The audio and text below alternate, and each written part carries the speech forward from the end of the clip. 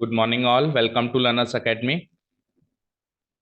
So in this video we are covering a different topic of the chapter. बिल्कुल entire different topic चलता है ये बिल्कुल बाकी 11 10 exercises ये अलग exercise चलती है इसमें अलग ही zone में जाना पड़ता है सोचने के लिए इस वाले टॉपिक को and not so important topic रहता है ये हमेशा पर फिर भी आ जाता है और आ जाता है तो 4 नंबर का ये भी फिक्स है बड़ा क्वेश्चन आता है इसमें से छोटा नहीं आता है तो अदरवाइज आता ही नहीं है ना ठीक है तो topic name is definite integral as the limit of a sum हमने डेफिनेट इंटीग्रल 3 एक्सरसाइज में निकाला एक बार डायरेक्ट मेथड से निकाला एक बार सब्स्टिट्यूशन मेथड से निकाला एक बार यूजिंग प्रॉपर्टीज निकाला अब अपन एक मेथड से निकाल रहे limit of a sum this is the traditional method of calculating definite integral जैसे इंडेफिनेट इंटीग्रल को तो चलो अपन ने ट्रेडिशनल मेथड से देखा नहीं डेरिवेटिव निकालना हमने एक ट्रेडिशनल मेथड से सीखा था लिमिट निकालने वाले तरीके से क्लास 11th में हमने शुरू किया था और क्लास 12th में भी हमने स्टार्ट तो उधर से किया था और फिर हम एडवांस मेथड्स पे चले गए थे तो उसी तरीके से डेफिनेट इंटीग्रल को भी ट्रेडिशनल मेथड से देखा गया कि कैसे एक्चुअली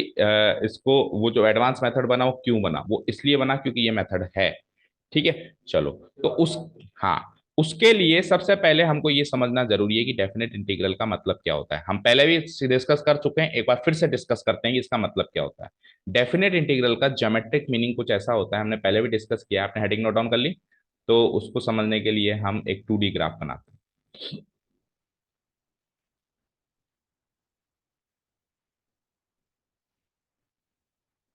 लेट अस से ये एक 2D ग्राफ है ना ध्यान से सुनिएगा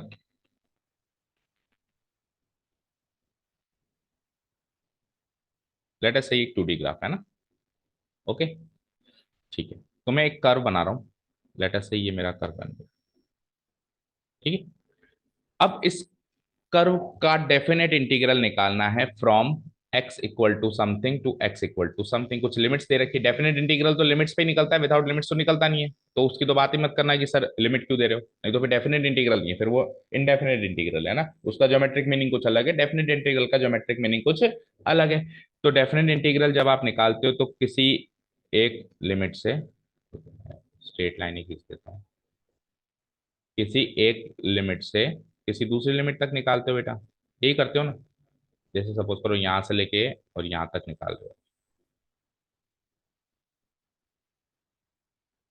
ठीक है यही करते हो तो लेटस से ये वाली लिमिट है x इक्वल टू ए और लेटस से ये वाली लिमिट है x equal to B this is what x equal to A this is what x equal to B ये बना बनाया ग्राफ है अभी बुक में चाहूं तो मैं बुक से बता सकता हूँ लेकिन वो फीलिंग नहीं आएगी जो खुद करने में आती है ओके अब ध्यान से सुनिएगा डेफिनेट इंटीग्रल का मतलब ये होता है कि इस कर्व के नीचे का एरिया मतलब ये होता है इस कर्व के नीचे का एरिया अभी अपन एप्लीकेशन ऑफ इंटीग्रल्स में चलेंगे अगले चैप्टर में तो उसमें यही तो करना है और क्या करना है या तो आपको कर्व के नीचे का एरिया पूछेगा या दो कर्व्स के बीच का कॉमन एरिया पूछेगा यही दो एक्सरसाइजेस में वो डिस्कस करेगा तो डेफिनेट इंटीग्रल का मतलब क्या होता है जो भी लिमिट आपने दी है एक्स इक्वल टू 10 से लेके एक्स इक्वल टू 15 दी है तो X equal to 10 ordinate X equal to 15 ordinate के बीच का प्लस कर्व के नीचे का प्लस एक्स एक्सिस के ऊपर का इन चारों चीजों के बीच में जो बाउंडेड एरिया वो एरिया हम निकाल रहे हैं तो मैंने अगर आपको कहा कि डेफिनेट इंटीग्रल निकालो बेटा एक्स इक्वल टू ए से एक्स इक्वल टू बी तो बेसिकली तो आपको ये एरिया पूछ रहा हूं मैं क्या पूछ रहा हूं एरिया पूछ रहा हूं अब आप ये एरिया किसी दूसरे मेथड से निकाल लोगे तो मुझे कोई प्रॉब्लम थोड़ी ना है ये एरिया आप किसी और दूसरे मेथड से निकाल लोगे तो मुझे कोई प्रॉब्लम थोड़ा ना है वो भी तो डेफिनेट इंटीग्रल का आंसर होगा ना तो मैं इस एरिया को निकालने के लिए देखो अगर मेरे पास कुछ ऐसा फिगर होता रेक्टेंगुलर शेप का फिगर होता ऐसा तो मैं आसानी से मान लो ये मेरा एल है ये मेरा बी है तो एल इंटू बी से मैं इसका एरिया निकाल लेता but the problem is that कि सर कर्व जो फिगर है ना आपके पास कुछ ऐसा है रेक्टेंगल नहीं है परफेक्ट रेक्टेंगल नहीं है कुछ ऐसा है कुछ ऐसा है ऐसा ऐसा कुछ ऐसा एरिया है आपका ये परफेक्ट रेक्टेंगल नहीं है तो आप इसको परफेक्ट रेक्टेंगल हाँ आप इसको अभी तो परफेक्ट रेक्टेंगल वाले फॉर्मूला से तो नहीं निकाल सकते तो कैसे निकालो अब ध्यान से सुनना जो चीज मैं कह रहा हूं देखना बेटा अगर मैं इसको यहां से एक लाइन खींच दूं लेटस से ये कर्व थोड़ा सा कर्व चेंज करने दो मुझे क्योंकि जो चीज समझाना चाह रहा हूं ना थोड़ा सा इस कर्व से नहीं समझ आएगी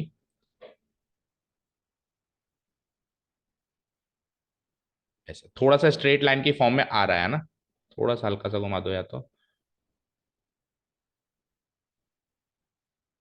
ठीक है, थोड़ा सा स्ट्रेट लाइन की फॉर्म में आ रहा है, बट क्योंकि जो चीज मैं समझाना चाह रहा हूँ उसमें मुझे हल्की सी स्ट्रेट लाइन की फॉर्म में इसको कन्वर्ट करना पड़ेगा। हाँ, अब सुनो मैं क्या कह रहा था। देखो, अगर मैं इसको यहां से एक रेक्टेंगल का शेप दे दूं और मैं इस रेक्टेंगल का एरिया निकाल लूं, तो आप कहोगे सर आपने इस कर्व के नीचे का पूरा एरिया नहीं निकाला है। नहीं निकाला है ना? कौन सा एरिया बच गया? कौन, नहीं ट्राइंगल नहीं है, ये है तो कर्व ही। ये कुछ इतना एरिया बच गया, ऐसे है तो ये कर्व ही ना, ट्राइंगल नहीं कह सकते, स्ट्रेट नहीं है ये। आयुषी वहां ध्यान दो। तो ये वाला एरिया आप कहोगे कि बच गया। आप चाहे से ही सब कुछ ड्रॉ मत करना, कोई दिक्कत नहीं, कुछ भी ड्रॉ मत करना, क्योंकि सीधे क्वेश्चंस पे एप्लीकेशन करना इंपॉर्टेंट, और करना तो फिर घर जाके नोट्स उसमें वीडियो में से कर लेना ना। Not so important. And Ayushi आपके लिए तो very much not so important है ना। जो चीज समझनी है बस वो समझ लो। तो अगर मैं इसको एक रेक्टेंगल की शक्ल दे दूं और इसका एरिया निकाल दूं, तो आप कहोगे सर आपने ने कर्व के नीचे का पूरा एरिया नहीं निकाला, ये वाला एरिया छोड़ दिया आपने, ये कर्वी टाइप का एरिया आपने छोड़ दिया। तो आपका आंसर और एक्चुअल आंसर में डिफरेंस है, ऐसा कहोगे आप? कहोगे? ठीक है। तो मैं एक काम करता हूं, ध्यान से देखना, मैं इसको दो पार्ट्स में डिवाइड कर देता हूं। दो पार्ट्स में डिवाइड करके अब मैं इसको एक रेक्टेंगल बना रहा हूं। ध्यान से सुनना क्या कह रहा हूं, अब मैं इसको एक रेक्टेंगल बना रहा हूं। और इधर वाला राइट साइड वाला पार्ट तो एक बार भूल जाओ, मैं लेफ्ट साइड वाले पार्ट की बात कर रहा हूं। तो अब मैं इसका एरिया निकाल लूं, तो अब भी आप कहोगे सर थोड़ा सा पोर्शन अभी भी बच गया, देखो बच गया। अभी भी आपका जो रेक्टेंगल के फॉर्मूला से एरिया का आंसर होगा और एक्चुअल जो एरिया होगा उसमें डिफरेंस होगा। बट डू यू एग्री कि पहले जो डिफरेंस था उससे कम डिफरेंस है आज? एग्री करते हो ना इस बात पे? तो अब मैं इसको थोड़ा और पतला करता हूं, देखना क्या हो रहा है। मैं इसको थोड़ा और पतला कर रहा हूँ, इतना सा ही स्ट्रिप ले ली मैंने, और अब मैं अगेन इसको रेक्टेंगल की शक्ल दे रहा हूँ, और अगेन मैं इसका रेक्टेंगल का एरिया निकाल लेता हूँ। अब आप कहोगे सर अभी भी आपका आंसर बिल्कुल सही तो नहीं है, थोड़ा सा अभी भी बच रहा है, लेकिन अब आप एग्री करते हो कि जो पिछले था उससे कम डिफरेंस है, जो सबसे पहले था उसका डिफरेंस बहुत ज्यादा था, फिर जब मैंने इसको थोड़ा सा पतला किया तो थोड़ा डिफरेंस कम हुआ, फिर जब मैंने इसको थोड़ा सा और पतला किया तो थोड़ा और डिफरेंस कम हुआ। तो आप मानते हो कि इसको मैं इतना पतला कर दूं, इतना पतला कर दूं, मतलब जो इसकी विड्थ है वो विड्थ नियर टू जीरो ले लूं, 0.0000001 सेंटीमीटर की ले लूं, मतलब ये इतना पतला हो जाए, इतना सा हो जाए, देखना बिल्कुल ये इतना सा हो जाए, है ना। फिर मैं इसके रेक्टेंगल की एक हल्की सी लाइन खींच के रेक्टेंगल की शेप दे दूं, तो it is nearest to the rectangle, यानी कि it is as close as rectangle, कि आप इसको रेक्टेंगल मान सकते हो, मान सकते हो, क्योंकि डिफरेंस थोड़ा सा आया, डिफरेंस थोड़ा सा है, समझ आई? तो कहने का मतलब है कि ये पूरे एरिया को मैं बिल्कुल पतली पतली स्ट्रिप्स में डिवाइड करके उन सारी स्ट्रिप्स का एरिया जोड़ के इस कर्व के अंदर का एरिया निकाल सकता हूं, निकाल सकता हूं। तो लेटर से मैंने इसको पतली पतली स्ट्रिप्स में तोड़ दिया, मैंने क्या करा, उसको पतली पतली स्ट्रिप्स में तोड़ दिया। सर कितनी स्ट्रिप्स में तोड़ो? आप इसको एन नंबर ऑफ स्ट्रिप्स में तोड़ दो। कितनी स्ट्रिप्स में तोड़ो? इनफाइनाइट, अनंत, अनंत।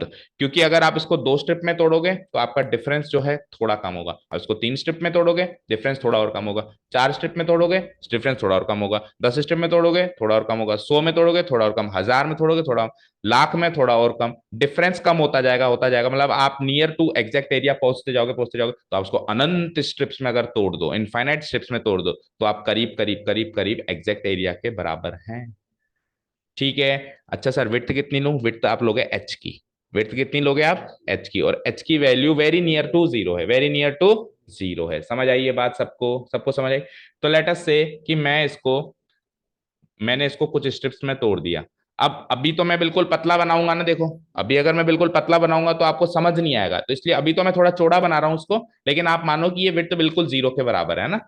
तो अभी इस फिगर के अंदर मैं क्या कर रहा हूँ, इसकी जो ये विड्थ है थोड़ी सी तो ले रहा हूँ, एटलीस्ट इतनी तो ले रहा हूँ, बिल्कुल ही वो कर दूंगा तो बिल्कुल समझ नहीं आया, थोड़ी सी और ज्यादा ले लो, लेटर से इतनी ले लेता हूँ, है ना, और इतनी और ले लो, एक स्ट्रिप और बना दो, लेटर से लाइक दिस, ले ली। तो अब सुनना, अगर मैंने, ये वैल्यू ए थी, ये वैल्यू क्या थी? ए, और मैंने कितनी विड्थ ली? एच, एच विड्थ ले ली, तो ये वैल्यू क्या हो जाएगी? Tell me. A plus h, बोलो हो जाएगी। पहले में एच जुड़ गया ना, और ये वैल्यू क्या हो जाएगी? एच और जुड़ गया, तो ए प्लस टू एच, इसको यहाँ नोट कर लेता हूँ, ये हो जाएगी मेरी ए प्लस टू एच। समझ आया? ये क्या हो जाएगी मेरी? ए प्लस टू एच, समझ आई? ये तो हो गई ए प्लस एच, ये हो गई ए प्लस टू एच, ऐसे करते करते करते करते लास्ट तक जब आप जाओगे तो कितने क्या हो जाएगा बताओ? ए plus N H, a plus N H होगा या एन माइनस वन होगा, सोचो। सोचो। अगर मैं इसको दो पार्ट्स में तोड़ता हूं तो a plus H, a plus two H. हाँ, दो पार्ट्स में तोड़ा तो टू एच हुआ। तीन पार्ट्स में तोड़ूं तो a plus H, a plus two h, a plus three H. तो ऑब्वियस अगर एन पार्ट्स में मैं इसको तोड़ता हूं तो ये बी की वैल्यू, इसका मतलब है इस बी की वैल्यू क्या लिख सकते हो आप, ए प्लस एन एच। एन देखो ये एन है और ये एच है ना, इसमें कंफ्यूज मत हो जाना। ठीक है, यहां तक क्लियर है सारी बातें, यहां तक सारी बातें क्लियर है। अच्छा टेल मी वन थिंग, इस एच की वैल्यू मैं कैसे निकाल सकता हूं, वेयर, इस एच की वैल्यू मैं कैसे निकाल सकता हूं। एच की वैल्यू निकालने के लिए मैं आखिरी में से पहला माइनस करके, लेटस से इधर देखो मेरी तरफ, मान लो ये टोटल विड्थ 10 है, ये टोटल विड्थ 10 है ना। मैंने इसको दो स्टेप में तोड़ दिया तो पांच पांच मिलेगी। मान लो ये टोटल स्टेप 10 है और मैंने इसको पांच स्टेप में तोड़ दिया तो दो दो मिलेगी। तो टोटल विड्थ को जितनी स्टेप्स में तोड़ रहे हो डिवाइड करके आप एच की विड्थ की वैल्यू निकाल सकते हो। टोटल विड्थ कितनी होगी, बी माइनस है, टोटल विड्थ कितनी होगी, बी से लेकर ए से लेकर बी है ना। जैसे मान लो 10 से लेके 16 तक है तो विड्थ 6 की हो गई ना, 16 माइनस 10। मान लो 16 से लेके और 30 तक है तो 30 माइनस 16 यानी 14 की विड्थ हो गई। तो टोटल विड्थ कितनी हो गई इसकी, बी माइनस ए। ठीक है ना। अब उसको कितनी स्ट्रिप्स में तोड़ रहे हैं अपन, एन नंबर ऑफ स्ट्रिप्स में तोड़ रहे हैं, तो उसी से तो विड्थ मिलेगी। तो एच की वैल्यू क्या हो जाएगी, B minus A divided by N, क्योंकि हम एन नंबर ऑफ स्ट्रिप्स में तोड़ रहे हैं, हम एन नंबर ऑफ स्ट्रिप्स में तोड़ रहे हैं और टोटल विड्थ है मेरी बी माइनस है। तो एक्चुअल उन स्ट्रिप्स की विड्थ कितनी हो गई, बी माइनस ए अपॉन एन। क्लियर है, यहां तक समझ आया। देखो, देखो मुझे एक चीज बताओ, यहां से लेके यहां तक की विड्थ अगर 10 है और मैं इसको पांच स्ट्रिप्स में तोड़ दूं, एक, एक दो तीन चार पांच, तो हर एक की विड्थ दो दो दो दो दो होगी। कैसे निकाला, 10 डिवाइडेड बाई 5, क्योंकि पांच स्ट्रिप्स में तोड़ा आपने। तो अभी आपकी टोटल विड्थ क्या है, बी माइनस है। भाई अगर आप यहां से x इक्वल टू 2 से लेकर अगर x इक्वल टू 8 तक लेना चाह रहे हो तो विड्थ कितनी हो गई, 6 की हो गई। 8 माइनस तो 6 की विड्थ हो गई। तो विड्थ कितनी हो गई, बी माइनस है डिवाइडेड बाय आप कितने स्ट्रिप्स में तोड़ रहे हो, आप तो अनंत स्ट्रिप्स में तोड़ रहे हो, तो ये हो गई एच की वैल्यू। ठीक है, क्लियर है सारी चीज, यहां तक क्लियर है। अब आपको क्या करना है, फाइनली फाइनली इन सारी स्ट्रिप्स का एरिया लेकर, इन सारी स्ट्रिप्स का एरिया लेकर जोड़ना है, यही तो करना है। तो लेटस से पहली स्ट्रिप ये है जिसकी लंबाई क्या है ए और विड्थ तो सेम है एच, जिसकी लंबाई क्या है ए। ये बिल्कुल पतली सी इतनी सी स्ट्रिप है, बिल्कुल एक ये जो लाइन दिख रही है, ये जो लाइन दिख रही है यही मान लो स्ट्रिप है ना। तो ये ए लंबाई और एच चौड़ाई, तो ए इंटू एच, रेक्टेंगल का एरिया का फॉर्मूला क्या होता है, लेंथ इंटू ब्रेड्थ। तो ए इंटू एच इस स्ट्रिप का एरिया। फिर थोड़ा आगे गया उससे बस जस्ट बगल वाली, उसका उसका उसकी विड्थ है ए प्लस एच, है ना। उसकी विड्थ क्या है, ए नहीं उसकी लंबाई, उसकी, एक मिनट देखो, एक मिनट सुनो इसकी, एक मिनट देखो, ये तो है, ये लंबाई कितनी है मुझे बताओ, ये लंबाई, हाँ ये लंबाई कितनी है, ये लंबाई अगर ये ए है तो ये लंबाई एफ ऑफ ए है, ये तो सोच ही नहीं रहे अपन। ये लंबाई क्या है, एफ ऑफ ए। अगर ये ए प्लस एच है तो ये लंबाई F of A plus H. ठीक है, समझ आई। सिमिलरली अगर ये लंबाई ए प्लस एन एच है तो ये अगर यहां से लेके यहां तक ए प्लस एन एच है तो ये वैल्यू कितनी होगी, फंक्शन के अंदर रखने से ही तो आएगी, ए प्लस एन एच। नहीं आया समझ, बोलो खुशी। अगर ये वैल्यू मान लो ए है तो ये वैल्यू कितनी होगी, ये लंबाई कितनी होगी, ये लंबाई तो तभी निकलेगी ना जब ये वैल्यू पता होगी। तो ये वैल्यू क्या हो जाएगी, उस फंक्शन के अंदर ए को रख के देखना पड़ेगा, एफ ऑफ ए। ठीक है ना। तो लंबाई है f of a naught a, f of a और चौड़ाई तो फिक्स है एच। तो यानी कि पहली स्ट्रिप की एरिया हो जाएगा f of A into H, दूसरी स्ट्रिप का area F of A plus H into H, तीसरी स्ट्रिप का area F of A plus two h into H, चौथी स्ट्रिप का area F of A plus three H into H, and so on. ये ऐसे करते करते आपको कहां तक जाना है, लास्ट तक जाना है। ठीक है, क्लियर है। तो आप कुछ बातें लिख लो, इतना लिखने के बाद हम लिख देंगे here, here there are n number of strips, here the total area has been divided into n number of strips, the total area has been, total area under the curve। अच्छा, इस कर्व का नाम वही y is equals to fx, y is equals to the total area under the curve, under the curve y equal to fx has been divided into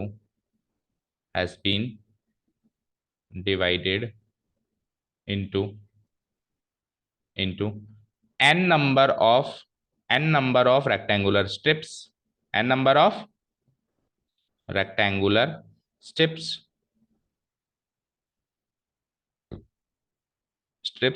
with the width of each strip equal to h, है ना, strips with the width of each strip rectangular strip equal to h, सो अब अपन निकालते हैं इनका area ना।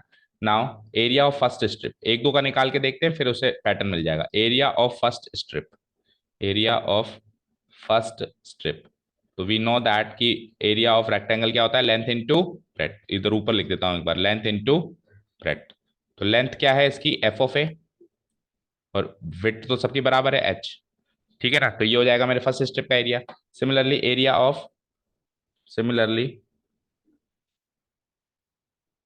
Area of second strip हो जाता है, बताओ सेकेंड स्ट्रिप में हम कहां तक पहुंचे, ए प्लस एच तक पहुंचे, तो उसकी लंबाई क्या हो जाएगी, F of A plus H, और विड्थ तो सबकी फिक्स है एच, ठीक है। एक और निकाल लो। Similarly area of third strip क्या हो जाएगी, बताओ अब अपने आप बताओ। एक एच और मिल गया उसमें, तो a plus two h, f of A plus two h into width तो फिक्स है एच, ठीक है। ऐसे करते करते टोटल कितनी स्ट्रिप्स है, एन स्ट्रिप्स है। तो similarly area of last strip या एनथ स्ट्रिप क्या हो जाएगी, similarly area of last strip कह दो या फिर एनथ कह दो, एनथ स्ट्रिप क्या हो जाएगी। बेटा थर्ड में टू आ रहा है, पैटर्न तो पकड़ो। अरे थर्ड में टू आ रहा है, सेकंड में वन ही आ रहा है, फर्स्ट में कुछ नहीं आ रहा है, तो n-1 तो लास्ट स्ट्रिप का एरिया हो जाएगा f of A plus n-1 into H, और विड्थ तो फिक्स है एच, समझ आया। और फिर फाइनली इन सबको जोड़ना है। यहां पर n की वैल्यू इनफाइनाइट तक टेंड कर रही है और h की वैल्यू जीरो पे टेंड कर रही है, क्योंकि विड्थ तो नियर टू जीरो है और नंबर ऑफ स्टेप्स क्या है, इनफाइनाइट है। तो आप इसको अपन क्या करेंगे, लिमिट लगा के इसको सम करके उसकी सम की लिमिटिंग वैल्यू सोचेंगे। लिमिटिंग वैल्यू का मतलब क्या होता है, टेंडिंग वैल्यू। एग्जैक्ट नहीं निकाल पा रहे, लेकिन कहाँ की ओर टेंड कर रही है वो निकालने की कोशिश कर रहे हैं। तो अगर आप उसमें h टेंड्स टू लिखोगे तो जीरो लिखोगे, और n टेंड्स टू लिखोगे तो इन्फिनिटी लिखोगे। जो जनरल स्टैंडर्ड फॉर्मूला दे रखा है वो n टेंड्स टू करके दे रखा है, तो हम n टेंड्स टू पे ही चलेंगे। ओके, समझ आ गई बात, ठीक है। चलो, तो नाउ द टोटल एरिया निकालने वाले हम। Now total area under the curve,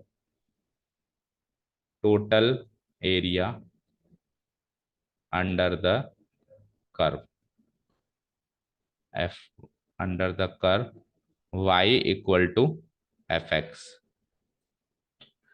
will be the sum of areas of सम भी ना लिख के मैं लिखूंगा लिमिटिंग वैल्यू ऑफ सम, क्योंकि एग्जैक्ट तो निकाल नहीं पा रहे ना। टेंडिंग वैल्यू, लिमिटिंग, और ब्रैकेट में लिख देता हूं tending value of the sum of the areas of all the strips, of all the all मतलब कितनी, n number of strips of all the strips, ठीक है ना। That is area equal to, total area को हाल फिलहाल में area लिख देता हूं, है ना। एरिया इक्वल टू, देखो सबसे पहली स्ट्रिप क्या मिली आपको, सबसे पहली स्ट्रिप का एरिया क्या मिला आपको, F of A into H. Okay fine, तो मैं इसमें लिख दूं F of A into H, कोई दिक्कत नहीं है, ये पहली स्ट्रिप का एरिया, ठीक है। प्लस दूसरी स्ट्रिप का एरिया बोलो, F of A plus H into N, F of A plus H into H, बोलो तीसरी स्ट्रिप का एरिया बोलो, F of A plus 2h into H, fine, and so on till the last strip. और last strip का area क्या निकाला आपने?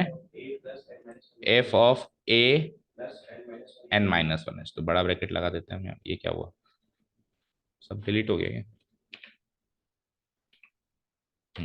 F of, एक मिनट,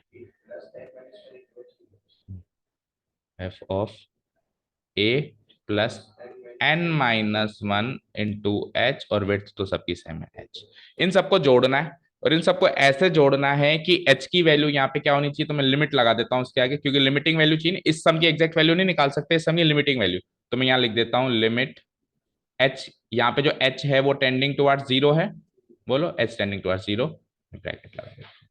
तो ये जो वैल्यू होगी यही उस डेफिनेट इंटीग्रल की वैल्यू होगी। इसको थोड़ा सा सॉर्ट आउट करें अगर हम, तो देखो एच सब में आ रहा है, एच सब में आ रहा है, एंड तक विड्थ सेम है, तो इस एच को मैं कॉमन ले सकता हूँ। तो मैं एच को कॉमन ले लेता हूँ, तो ये हो जाएगी limit H tending towards zero. H तो बाहर आ गया, अंदर क्या बचा?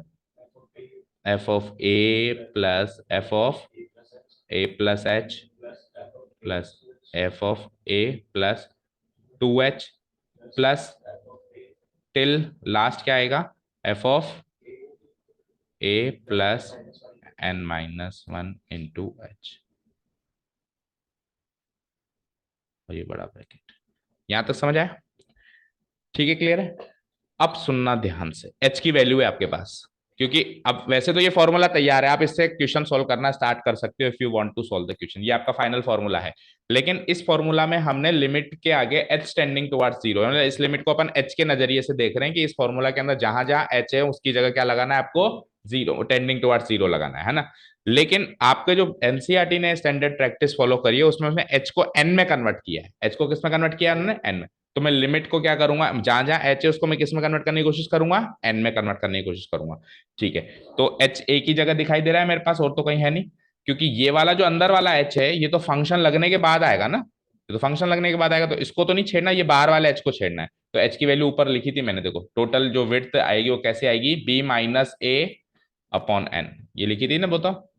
तो एच को मैं लिख दूंगा बी माइनस ए अपॉन एन, इसको एच की वैल्यू को रिप्लेस कर दो, बोलो क्या है? बी माइनस ए, तो लिमिट एच की जगह लिख दिया मैंने बी माइनस ए अपॉन एन। अब सुनो, बी माइनस ए तो कांस्टेंट है, तो इसको बिल्कुल बाहर ले लूं, तो इसको मैं चेंज करके इसी स्टेप में कर देता हूं, आप चाहो तो दो स्टेप में कर सकते हैं, ये बिल्कुल बाहर आ जाएगा ना।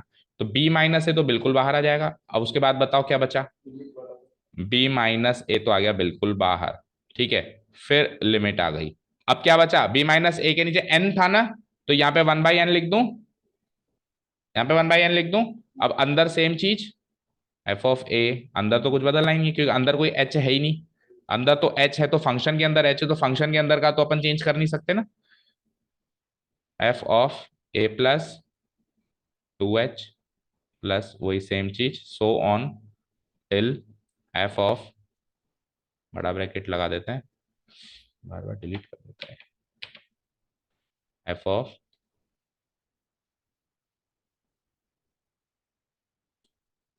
ऑफ बोलो a plus N minus one into H.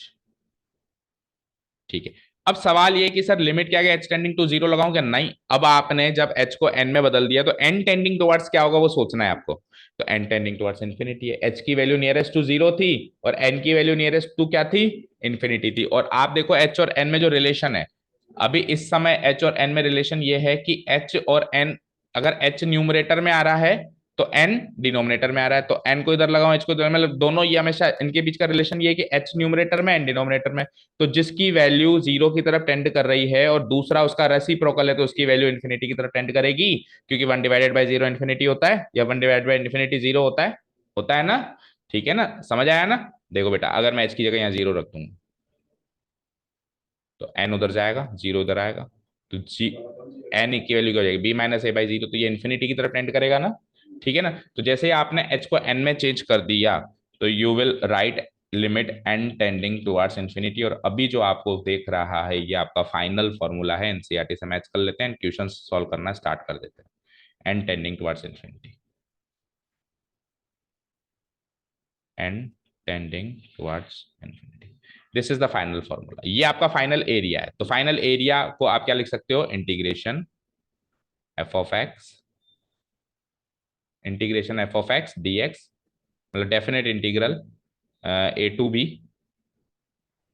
F of x into d x. तो लिमिट ऑफ ए सम का ये फॉर्मूला आपको मिल चुका है बेटा, ये फाइनल फॉर्मूला है। अगर आप पूरा डेरिवेशन भी ना लिखे तो ये फाइनल फॉर्मूला लिख लो, इस फॉर्मूले से आपको अगले एक्सरसाइज के सारे क्वेश्चंस को सॉल्व करना है। इसको ब्रैकेट में पैक कर देता हूँ और एक बार एनसीईआरटी से मैच भी कर लेते हैं कि हमारे डेरिवेशन से जो आया है वो सेम है या कुछ रह तो नहीं गया, चेंजेस तो नहीं है। This is the final formula जो आपको याद करना है, मैं कहूँ क्योंकि डेरिवेशन नहीं आएगा, आपको समझाने के लिए था। दिस इज द फाइनल, ठीक है। Is this clear? चलो एनसीईआरटी से मैच करते हैं, यही फॉर्मूला है।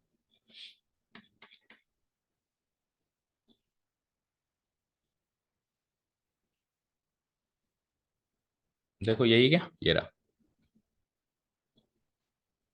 ठीक है। अगर एच की फॉर्म में लें तो एच टेंडिंग टुवर्ड्स जीरो और फिर बाहर केवल एच रह जाएगा, और एन की फॉर्म में लें तो फिर बाहर एच की वैल्यू बी माइनस ए अपॉन एन थी तो बी माइनस ए बाहर आ गया और वन बाई एन अंदर रह गया, और फिर limit H tending towards zero से एन टेंडिंग टुवर्ड्स इन्फिनिटी के अंदर में नो चेंज है, अंदर जैसा है वैसा का वैसा ही, ठीक है। तो हम ये फाइनल लास्ट वाले फॉर्मूले से क्वेश्चन सॉल्व करेंगे और अपन सीधा पहला क्वेश्चन सॉल्व करेंगे। आ जाओ एक्सरसाइज नंबर, ताकि प्रैक्टिस भी हो जाएगी। एक्सरसाइज नंबर 7, अब ये एग्जाम्पल्स आप अपने आप कर लेना फिर। अच्छा जी, इसको सॉल्व करने के लिए आपको क्लास 11th का सीक्वेंसेस एंड सीरीज का कुछ फॉर्मूले याद होने चाहिए, अभी आएगा जब बताऊंगा। स्पेशली दो फॉर्मूले तो याद होने चाहिए, sum of first n natural numbers का फॉर्मूला और sum of the squares of first n natural numbers का फॉर्मूला। सीक्वेंस एंड सीरीज की 4th एक्सरसाइज में आया था, याद है आपको किसी को भी? नहीं, चलो स्क्वायर्स का नहीं है तो ओरिजिनल बताओ। Sum of first n natural number पहले क्वेश्चन में लगेगा वो, तो sum of first n natural numbers का formula, yes, n into N plus one divided by two, ठीक है। और sum of the squares of first N natural numbers का फॉर्मूला होता है N into N plus one into two n plus one divided by six, six है ना। तो ये दो फॉर्मूला तो यहाँ काम आएंगे, और अगर इस अभी तो छोटे छोटे क्वेश्चन है, अगर डिफिकल्ट लेवल के क्वेश्चन करें ना इसी मेथड से तो आगे और के भी काम आएंगे, जैसे क्यूब्स के भी काम आएंगे, ठीक है। चलो let's start by doing the first question. Question है इंटीग्रल बी, लिमिट है a to B x D x. अब सोचो अगर इसको आपको लिमिट ऑफ सम से नहीं करना है तो ये क्वेश्चन है क्या कुछ आपके लिए? हाँ, ये तो कुछ ही नहीं है एक तरीके से। और फिर अपन एक काम और करेंगे, अपन है ना इसको डायरेक्ट मेथड से करके वेरीफाई भी करेंगे, और आप हमेशा कर सकते हो तो है ना, डायरेक्ट मेथड से करके वेरीफाई करके देख लेना अगर आपका आंसर मैच हो रहा है तो, है ना। देखो पहला क्वेश्चन है I equal to definite integral a to B x D x. क्या फॉर्मूला है बताओ, अभी अभी लिखा है हमने, बोलो क्या लिखा है? B minus A limit n tendings to, अच्छा इधर करने में प्रॉब्लम होगी, चलो ट्राई करते हैं, N tending towards infinity one by n F of a, एक बार फॉर्मूला लिख देते हैं, f of A plus H plus up to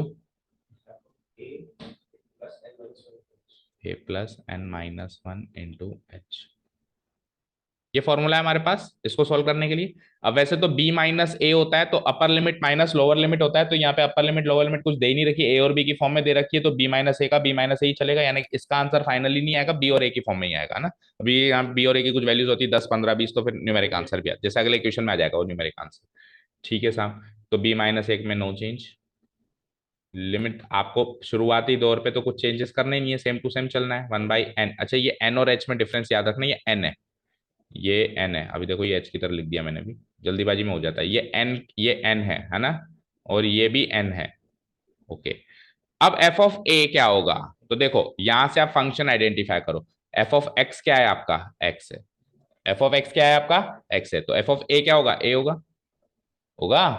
अगर एफ ये फंक्शन है ना बेटा आयुषी, ये फंक्शन है, तो एफ ऑफ एक्स अगर आपका एक्स है तो एफ ऑफ ए क्या होगा? ए होगा। चलो मुझे बताओ F of A plus H क्या होगा? ए प्लस एच ही होगा, क्योंकि एफ ऑफ एक्स है ही एक्स, भाई जो इनपुट है वही आउटपुट मिल जाता है। एफ ऑफ एक्स, एक्स का मतलब आइडेंटिटी फंक्शन सीखा था हमने, जो इनपुट है वही आउटपुट मिल जाता है, तो एफ ऑफ वन भी वन है, एफ ऑफ टू भी टू है, एफ ऑफ थ्री भी थ्री है, तो एफ ऑफ ए भी ए है, f of A plus H भी क्या है? एच है। अब यहाँ पे ए प्लस एच चाहिए, ये एन नहीं है, बोलो F of A plus two H क्या होगा? एफ तो हटाओ ना, ए प्लस टू एच ही होगा ना, जो इनपुट है वही आउटपुट है। ऐसे करते करते करते करते लास्ट में आ जाओ। और ये f of A plus N minus h क्या होगा, यही होगा sir, a plus N minus one into h होगा। Is this clear? ठीक है, अगले स्टेप में चलते हैं। बाहर हाल फिलहाल no change, limit N tending towards infinity हो ही जाएगा, वन बाई एन हो ही जाएगा। ओके, अच्छा कोई कहे सर एन की वैल्यू अभी रख दो ना इन्फिनिटी, अभी रख दोगे तो सब जीरो हो जाएगा। लिमिट सॉल्व करना सिखाया ना अपने डिफरेंशियल चैप्टर में। अब तब तक नहीं सॉल्व कर सकते इसको जब तक वो one by infinity, one by zero की फॉर्म में आ रहा है, तब तक आप उसको वैल्यू नहीं रख सकते, आपको वहां तक लेके जाना है इसको सॉल्व करते करते। ठीक है ना, और फिर कुछ स्टैंडर्ड लिमिट्स की वैल्यू भी आपको याद रखनी है उसके लिए। ठीक है ना, ओके चलो। अब देखो ए सब में आ रहा है। अच्छा, टोटल कितनी टर्म्स आई हैं? एन टर्म्स है। टोटल कितनी टर्म्स है? ऐसे मत, ऐसे भ्रमित मत हो जाना ये एन माइनस वन टर्म्स है, वो तो उसका एरिया एन माइनस वन की फॉर्म में आ रहा था, जैसे थर्ड स्ट्रिप का फॉर्मूला टू एच में आ रहा था, फिफ्थ स्ट्रिप का फॉर्मूला फोर एच के हिसाब से आ रहा था, है ये एन टर्म्स। और टोटल सब में से ए लूंगा तो बताओ, अगर मैं एन लोगों से ए ले लूं तो कितने ए हो गए मेरे पास? एन है। मैं 10 लोगों से ए ले लूं तो 10 ए हो जाएंगे, मैं 20 लोगों से ए ले लूं तो 20 ए हो जाएंगे, तो मैं एन लोगों से अगर ए ले लूं तो कितने एन हो जाएंगे, कितने ए हो जाएंगे? ए एन या एन ए, कैसे भी लिख लो, ए एन लिख दूं मैं इसको। ठीक है साहब, आपने हर हर एक टर्म में से ए एन उठा लिया, आपने हर एक टर्म में से ए एन उठा लिया। अब क्या बचा आपके पास? यहां से बचा एच, ब्रैकेट लगा देता हूं, यहां से बचा एच, यहां से बचा टू एच, ऐसे करते करते करते करते लास्ट वाली टर्म से क्या बचा आपके पास? N minus one h. यहां तक समझ आया क्या? यहां तक समझ आया क्या? आपने हर एक टर्म से क्या उठा लिया? ए, यहां से ए, यहां से ए, यहां से ए, ऐसे करते करते यहां से, तो टोटल एन नंबर ऑफ, तो एन टाइम्स तो ए मिल गया आपको। अब अगली चीज देखो, पहली टर्म में तो था ही ए, पहली टर्म में तो था ही ए, तो अब एच उठाना आपने दूसरी टर्म से शुरू किया, तो दूसरी टर्म से एच उठाया, तीसरी टर्म से टू एच उठाया, चौथी टर्म से आप थ्री एच उठाते, पांचवी टर्म से आप फोर एच उठाते, ऐसे करते करते आखिरी टर्म से आपने N minus one into H उठा लिया। अब इन सबको जोड़ना है आपको। अब आप ध्यान से देखिए, ये एच है अगेन, ये एच, ये एच है और अंदर वाला एन है। ओके, अब आप देखो यहां से H plus two h plus three H plus four H, इस सब में से एच कॉमन आ सकता है, निकालो। बी माइनस ए लिमिट, ये एन है टेंडिंग, अगला क्वेश्चन फिर अपन शीट में ही करेंगे, यहाँ पे थोड़ा सा कंफ्यूजन हो रहा है, और ये तो चलो छोटा था, अगला फिर लेंदी है। तो ए एन प्लस, अब इन सब में से अगर मैं एच कॉमन ले लूं तो अंदर क्या बचेगा? One plus two plus three and so on, last में एन माइनस वन तक जाएगी ये गाड़ी। Is this clear? अब जो अंदर है वो क्या है? Sum of n minus one natural number, sum of first N minus one natural numbers. अब sum of first N natural numbers के फॉर्मूला है, तो first sum of first N minus one natural numbers का formula भी है। तो अब ये फॉर्मूला तो आपको याद होना ही चाहिए, अगर ये फॉर्मूला याद नहीं तो आप इसका एक भी क्वेश्चन उठा नहीं सकते, है ना। कौन सा वाला फॉर्मूला? सम ऑफ, यहाँ लिख देता हूं मैं साइड में, सम ऑफ, जिसको नहीं याद है वो नोट डाल के कहीं भी नोट कर ले, sum of first N natural numbers. वैसे सीक्वेंस एंड सीरीज के चौथी एक्सरसाइज में इन फॉर्मूला का जिक्र है, जो 11th क्लास की, अभी 11th क्लास में जो वही चैप्टर चल रहा है, आप चाहो तो वो भी ज्वाइन कर सकते हो, आपको पहले भी बताया। फर्स्ट एन नेचुरल नंबर्स का फॉर्मूला होता है N into N plus one divided by two. सुना है कभी ये फॉर्मूला आयुषी? सुना है? नहीं सुना? मुझे एक चीज बताओ, चलो थोड़ा सा फील दिला देते हैं। मैंने कहा one plus two plus three plus four plus five करके बताओ, तो दुनिया के पहले पांच नेचुरल नंबर्स को जुड़वा रहा हूं मैं आपसे, जोड़ना देखिए क्या आता है, तीन और तीन छह और चार दस और पांच 15। आप डायरेक्ट फॉर्मूला लगाओ, एन की जगह पांच, पांच नेचुरल नंबर को जुड़वा रहा हूं ना मैं, तो पांच इंटू पांच प्लस एक छह डिवाइडेड बाई टू, तो फाइव थ्री या 15, अभी भी 15 ही आया, अभी भी 15 ही आया, तो आप मैनुअली जोड़ोगे तो भी आएगा और फॉर्मूला लगाओगे तो भी आएगा। आप शुरू के 10 नेचुरल नंबर्स को भी जोड़ सकते हो, आप शुरू के 1000 नेचुरल नंबर्स को भी जोड़ सकते हो यूजिंग दिस फॉर्मूला, करोड़ों को भी जोड़ सकते हो। N into N plus one, जितने भी जोड़ने वो तो एन, जैसे 10 नेचुरल नंबर जोड़ने तो एन की वैल्यू 10, इंटू से अगला number into 11 divided by to. Okay, समझ आया? ठीक है, फाइन। ठीक है, तो हाल फिलहाल मुझे एन नंबर्स को नहीं जोड़ना, मुझे तो एन माइनस वन नंबर्स को जोड़ना है। मुझे किसको जोड़ना है? N minus one. तो मुझे बताओ sum of first N minus one natural numbers कितने हो जाएंगे? N minus one natural numbers का क्या फॉर्मूला बनेगा? तो जहां जहां एन है वहां वहां एन माइनस वन, तो स्टार्टिंग में एन है तो क्या हो जाएगा? N minus one. फिर आगे अगेन एन है तो इस एन की जगह एन माइनस वन रखूंगा और प्लस वन और है, तो n minus one plus one क्या हो जाएगा, n हो जाएगा डिवाइडेड बाय टू। समझ आया? अब इसको आप एज इट इज यहाँ रख सकते हो, क्योंकि one plus two plus three as it is N minus one, first N minus one natural numbers का फॉर्मूला लग जाएगा। आगे बढ़ते हैं, b minus A limit n tending towards infinity one by N A N plus H, और इसकी जगह क्या रख सकता हूँ बेटा, अभी अभी बताया मैंने, n minus one into N divided by two. यहां तक कोई डाउट? कोई डाउट नहीं है। अब आप इस वन बाई एन को अंदर लेके जाओ जरा, या इनमें से एन को कॉमन बाहर निकाल के, तो एन से एन कट जाएगा। चेक करो, चेक करो, या तो दोनों में से कोई एक काम कर लो, या तो वन बाई एन को अंदर लेके जाओ तो ये एन से ये एन कट जाएगा, और इस एन से ये वाला एन भी कट जाएगा, और या फिर आप बाहर निकाल लो, कैसे भी कर लो। समझ आया? तो मैं इसी स्टेप में कर दूंगी ये काम। ठीक है, तो मैं इस एन से ये वन बाई एन को मैं अंदर लेके गया तो ये एन कट गया और अगला वाला एन भी कट गया। क्या बचता है देखते हैं नीचे, बी माइनस ए limit N tending towards infinity, बाहर कुछ नहीं बचा, केवल और केवल a plus H into n minus one by two, ये बचा मेरे पास।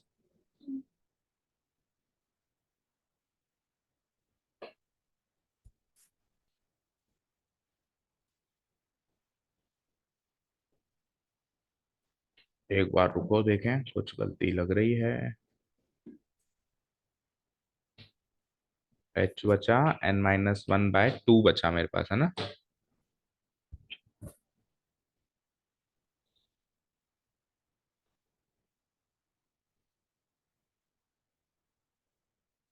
ओके,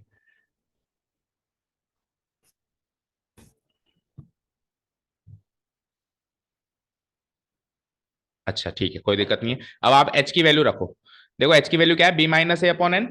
ठीक है ना? एच की वैल्यू क्या है बोलो, बी माइनस ए, ये बार वाली चीज तो as it is, B minus A limit, H नहीं है एन है वो, एन टेंडिंग टुवर्ड्स इंफिनिटी, अंदर क्या है मेरे पास, ए प्लस एच है, तो एच की जगह क्या रख सकते हो आप, बी माइनस ए अपॉन एन रख सकते हो, और आगे क्या बचा आपके पास, n minus one divided by two बचा आपके पास। ठीक है, इसको जब आप फर्दर सॉल्व करोगे, यहां तक नोट डाउन हो गया? अगले एच नहीं है N, N N N, H H वाली फॉर्म में तो चले ही नहीं ना। अगर एच टेंस टू होता तो एच टेंस टू जीरो होता। अगर अगर आपको एन टेंस टू इन्फिनिटी में कंफर्टेबल नहीं होता, आप एच टेंस टू जीरो से चलो, उससे भी सेम आंसर आएगा। बट क्योंकि उसने फाइनल जो फॉर्मूला बनाया वो एन टेंडिंग टुवर्ड्स इन्फिनिटी से बनाया, इसलिए हमने भी उसी से शुरू कर दिया। ओके, यहां तक समझ आया? ठीक है, अब आप अगली स्क्रीन पे चलना पड़ेगा, तो प्लीज इतना सॉल्व करो एक बार। कर लिया? एक बार अगली स्क्रीन पे मैं यहां से जो चीज मिली वो फिर से लिख देता हूँ। हाँ बताओ क्या मिली, बी माइनस ए, हाँ हाँ हाँ, N minus one by two. ठीक है, अब देखो इसमें से ये क्या था, ये एन था ना, तो एन वाली चीजों को छोड़ के बाकी सब तो बाहर आ सकता है ना, बाकी सब तो बाहर आ सकता है। तो इसको थोड़ा सा मैं फर्दर सोल्व कर रहा हूँ। देखो बी माइनस ए तो बाहर है ही सही, limit N tending towards infinity है ही सही। देखो यहां से मैं क्या करता हूं, ये बी माइन ए प्लस, इसको लिख देता हूं मैं A plus B minus A upon two और N minus one upon N, मतलब ये टू इधर कर दिया, एन इधर कर दिया, एन के साथ एन कर दिया, और बी माइनस ए, क्यों, क्योंकि B minus A by two will act as a constant, तो कांस्टेंट कांस्टेंट अलग कर दिया, और मेन काम तो एन से ही चल रहा है, क्योंकि बाहर क्या है, एन टेंडिंग टुवर्ड्स इंफिनिटी। ठीक है, चलो फर्दर सॉल्व करो। तो बी माइनस ए लिमिट, अब तो हो ही गया, देखो N tending towards infinity, A plus B minus A by two, N by N क्या होता है, हो गया टाइम आपका, एन बाई एन क्या होता है बताओ, वन, और one by N, one minus one by N लिखूंगा मैं इसको। अब आप एन की वैल्यू इन्फिनिटी रख सकते हो अंदर, क्योंकि अब एन की वैल्यू इन्फिनिटी रख से सब कुछ जीरो नहीं हो रहा है, तो एन की वैल्यू इन्फिनिटी रखोगे तो वन बाई इन्फिनिटी जीरो हो जाएगा, वन माइनस जीरो वन हो जाएगा, और one into B minus A by two, B minus A by two हो जाएगा। तो जैसे ही आपने लिमिट रखी, बी माइनस ए तो सबसे बाहर था ही सही, अंदर क्या बचा, a plus B minus A by two. इसको फर्दर सोल्व किया तो b minus a into B minus a, b minus a का होल स्क्वायर, और ए बाई टू, और नहीं ये दोनों से मल्टीप्लाई होगा, सॉरी अभी तो एलसीएम भी लेना है, एक मिनट रुको, b minus a into two को एलसीएम ले लिया तो two a plus B minus a, so it will be like b minus a into two a minus a क्या होता है, a plus b divide by two. तो एक तरीके से b minus a into b plus a, यानी b square minus A square by two. ये आया भाई, बी प्लस ए लिख सकता हूँ ना इसको मैं, बी प्लस ए इंटू बी माइनस ए। ठीक है, तो ये मेरा फाइनल आंसर है। अब आप बताओ, अगर आप उससे सॉल्व करते तो कितनी जल्दी हो जाता, चेक करो एक बार। क्वेश्चन क्या था, integration A to B x D X. बोलो एक्स का इंटीग्रल क्या होता है, एक्स स्क्वायर बाय टू, और इस पे आप लिमिट लगाते ए टू बी, तो एक बार आप लगते एक्स की वैल्यू बी, तो बी स्क्वायर बाय टू, एक बार रखते ए स्क्वायर बाय टू, तो ये B square minus A square by two, बहुत पहले आ जाता।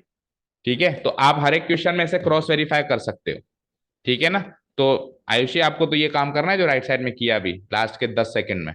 ओके, आप तो सोचना भी मत ये वाला मेथड। अभी आप आज की क्लास में आ गए, तो आप चाहो तो कल की क्लास में हम इस चीज को ओमिट भी कर सकते हो, क्योंकि बाकी क्वेश्चंस हम हमारे तो कोर्स में तो हमको तो करने। ठीक है ना, तो हम तो करेंगे, और आप चाहो तो नहीं भी आओ तो चलेगा। ठीक है, आप जा रहे हो स्कूल, तो एक आध क्वेश्चन और कर लें फिर इसी लिमिटिंग मेथड से। ठीक है, चलो तो चलें अगले क्वेश्चन में। अगले क्वेश्चन पे चलें, कर दूं उसको मैं डिलीट। ओके, अब अगले क्वेश्चन अपन शीट से ही करते हैं, इसको मैं डिलीट कर देता हूँ, इसको भी डिलीट कर देता हूँ, क्योंकि यहाँ पे फिर ज्यादा खचपच हो जाती है।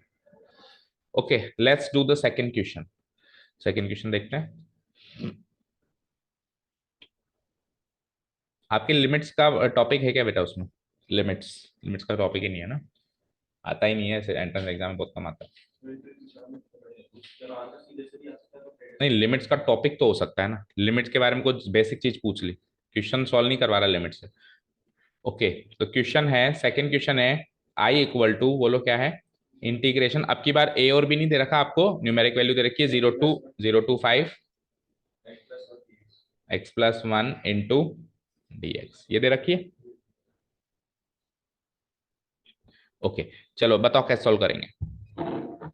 X plus one into five, x plus one into d x, है ना। देखो हम क्या करेंगे, सबसे पहले b माइनस है, अब मैं डायरेक्ट फॉर्मूला रख रहा हूँ, b माइनस ए यानी 5 - 0, ये तो आ गया बाहर, limit n tending towards infinity आ गया। फिर क्या आएगा, 1/n आएगा। फिर क्या आएगा, f ऑफ a। अब मुझे बताओ यहाँ पे, अगर f ऑफ x, अगर f ऑफ x है x प्लस वन, अगर f ऑफ x है x प्लस वन, तो f ऑफ a क्या हो जाएगा, a plus one. f of a plus h क्या हो जाएगा, x की जगह a प्लस एच रखो ना, a plus H plus one, A plus H plus one हो जाएगा। मतलब x की जगह आपको क्या रखना है, a रखना है। चलो रखना शुरू करो। तो सबसे पहले तो आएगा f ऑफ a यानी कि x प्लस वन, फिर f of a plus H यानी कि a plus H plus one, फिर a, sorry h plus one, a plus one, sorry, ठीक है।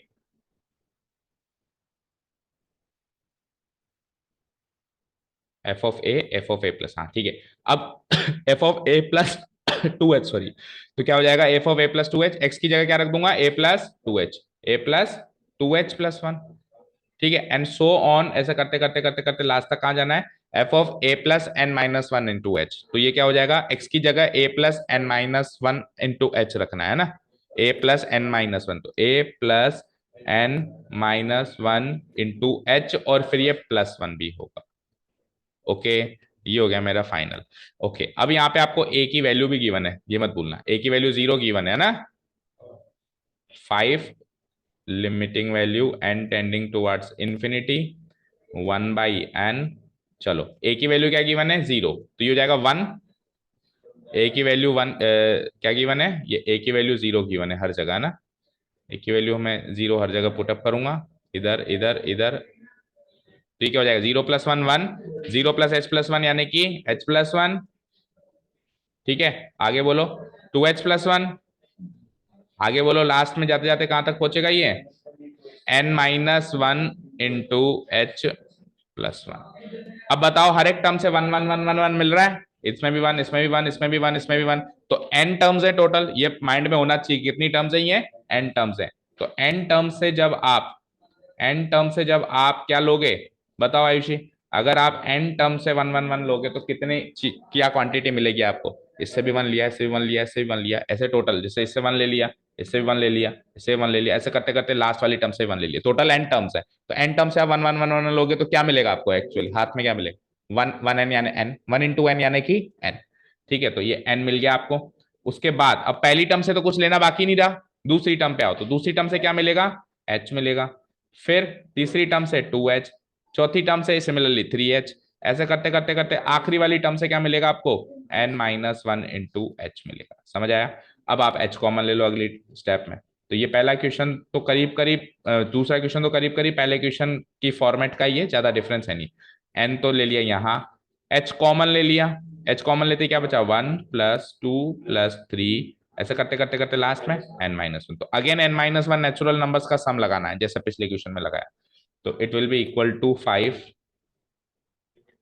लिमिट, ये क्या है, n है, h है, ये n है sorry, n tending towards infinity 1/n and n तो यहाँ है ही सही, h आपने कॉमन ले ही लिया था। तो n-1 टर्म्स का सम क्या होता है, n-1 into n divided by 2। Okay fine, ठीक है। अब आप 1/n को अंदर ले जाओ, है ना, और फिर h की वैल्यू रखो, दोनों काम करने हैं आपको। n टेंडिंग टुवर्ड्स, पहले n 1/n को अंदर ले जाओ, तो 1/n को अंदर ले जाओगे तो ये n से n कट गया और वो वाला भी कट गया, तो अंदर तो बाहर तो कुछ नहीं बचा, अंदर क्या बचा, 1 + h इंटू n-1/2। ओके, अब आपको यहाँ पे h की वैल्यू रखनी पड़ेगी, h की वैल्यू क्या है, हाँ 5 limiting value of n tending towards 0। आप चाहो तो जैसे ही क्वेश्चन स्टार्ट हो ना, तो आप h की वैल्यू शुरुआत में निकाल सकते हो। तो यहाँ से h की वैल्यू होती क्या है, h = b-a/n होता है ना, तो 5 - 0/n यानी कि 5/n। तो ये 5/n रख दो आप h की वैल्यू, या फिर इधर भी रख सकते हो।